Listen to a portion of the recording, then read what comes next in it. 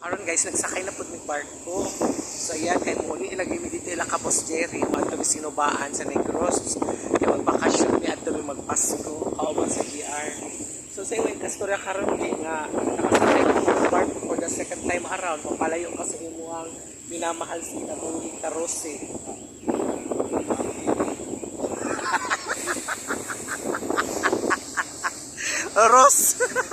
Rossi motor, happy ko nung siya kay nakasuri-suri siya. Oh. Muna siya, galaag-laag ni karon guys. Muna siya. Namis dagat. Asa, ganun na. O, nag-video na. Kaisin po na sa ako. Sana, gimana ang mag-suri-suri karon ko. Lami kay dagat guys. Mapalit dyan mi kay bawd kaayo. So, magsuri-suri sa mga person karon ha. Muna ang area of responsibility guys. O, lami kay dagat. Napay akong buhok ga, lupad-lupad, mura na kong wakwak ani. Asa rin ba natin? So muna siya, nindot tsada ilang barko. O sige, sen.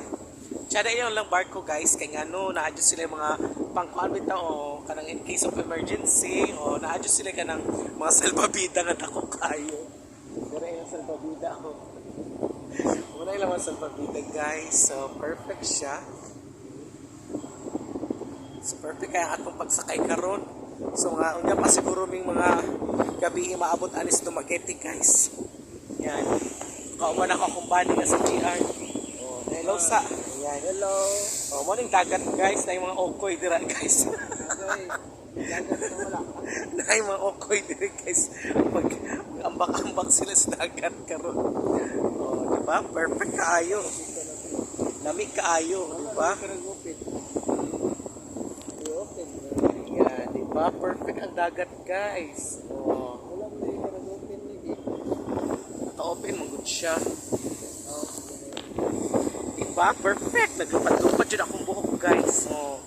Diba? Lamig kaayo. Yan. Tsada kaayo kagayan. Tsada kagayan.